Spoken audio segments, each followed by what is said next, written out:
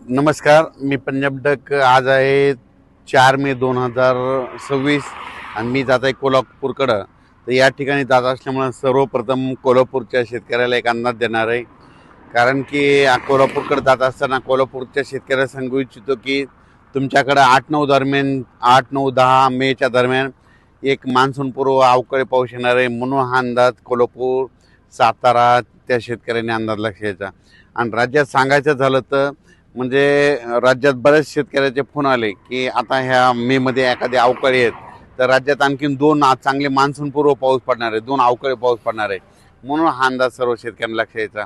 तर राज्यामध्ये 8-9-10च्या दरम्यान सांगायचं झालं तर विदर्भ, पूर्व विदर्भ आणि पश्चिम विदर्भात मग ज्यांच्याकडे हळद असेल तर तुम्ही काय करा, 8 तारखेपर्यंत तुम्ही तुमच्या हळदी काढून झाकून ठेवा. कारण की तुम्हाला सांगू इच्छितो 8-9च्या दरम्यान विदर्भामध्ये वर्धा जिल्हा झाला, नागपूर जिल्हा, भंडारा जिल्हा, गोंदिया जिल्हा, यवतमाळ जिल्हा, चंद्रपूर, गडचिरोली, त्याच्यानंतर अकोला, अमरावती, बुलढाणा, वाशिम ह्या पट्ट्यामध्ये काय होणार आहे, 8-9-10च्या दरम्यान चांगला पाऊस पडणार आहे. म्हणून तुम्ही तुमच्या हळदीची काळजी घ्यावी.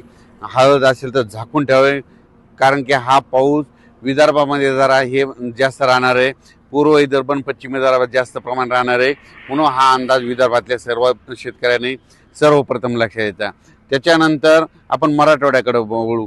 नांदेड जिल्हा झालं, हिंगोली जिल्हा झालं, लातूर जिल्हा झालं, बीड जिल्हा झालं, धाराशिव जिल्हा झालं, त्याच्यानंतर जालना जिल्हा झालं, त्याच्यानंतर इकडं सोलापूर, त्याच्यानंतर कोल्हापूर ह्या पट्ट्यात देखील काय होणार आहे, 8-9च्या दरम्यान तुरळक भागात म्हणजे कर्नाटक बाजूच्या समजा सीमालगतचे जे जिल्हे आहेत त्या परिसरामध्ये चांगल्या प्रकारचा मान्सूनपूर्व एक पाऊस अवकाळी येणार आहे. म्हणून ह्या 8-9च्या दरम्यानचा अंदाज लक्षात येतो.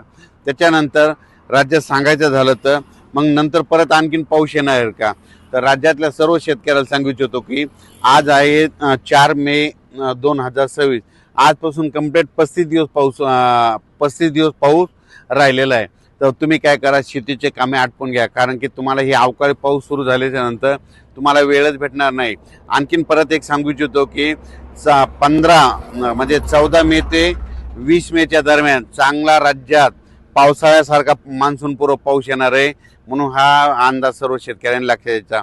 मग ते पाऊस सांगायचं झालं तर जास्त पश्चिम महाराष्ट्राकडे म्हणजे सातारा, सांगली, पुणे जिल्हा, अहिल्यानगर जिल्हा, नाशिक जिल्हा, नंदुरबार जिल्हा, त्याच्यानंतर इकडं सोलापूर जिल्हा, त्याच्यानंतर बीड जिल्हा, धाराशिव जिल्हा, लातूर जिल्हा, जालना जिल्हा, परभणी जिल्हा ह्या पट्ट्यामध्ये चांगल्या प्रकारचा तो मान्सूनपूर्व पाऊसमध्ये येणार आहे. म्हणून तुम्ही शेतकऱ्यांनी काय करायचं, ज्यांची हळद असेल तर तुम्ही काय करा, त्या 14 तारखेपर्यंत ते देखील अंदाज घ्या. त्याचा अंदाज 24 तर पुन्हा दिलेलाच जाईल.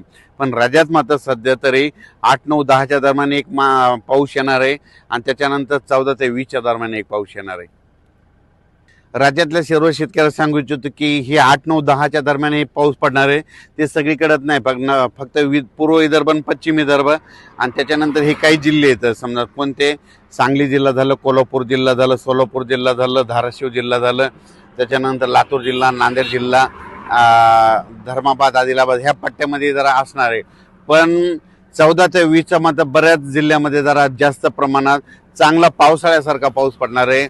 म्हणून हे 14 ते 20चा देखील अंदाज लक्षात घ्यायचा. त्याचा अंदाज नंतर सविस्तर देऊ. त्याच्यानंतर राहिलं तर आता 2026मध्ये बरेच शेतकऱ्याचे मेसेज येत आहेत की पाऊस कमी पडणार आहे का. 2026ला चांगला पाऊस पडणार आहे, जेमतेम पडणार आहे, वेळेवर मान्सून येणार आहे, मान्सून वेळेवर दस्तक देणार आहे आणि त्याच्यानंतर 7 जूनच्या दरम्यान मान्सून महाराष्ट्रात देखील दाखल होणार आहे.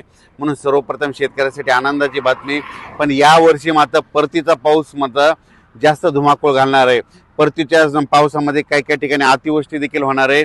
म्हणून हे देखील सर्व शेतकऱ्यांनी लक्षात द्यायचं आणि यावर्षी आपण आपल्या पिकाचं नियोजन लावायचं. यावर्षीचा जे पाऊस पडणार आहे हे जसं पिकाला लागेल तसाच पडणार आहे, जेमतेम पडणार आहे. फक्त परतीचा पाऊस मात्र धुमाकूळ घालणार आहे. म्हणून शेतकऱ्यांनी लवकर येणाऱ्या जाती करा, लवकर येणारे पीक करा.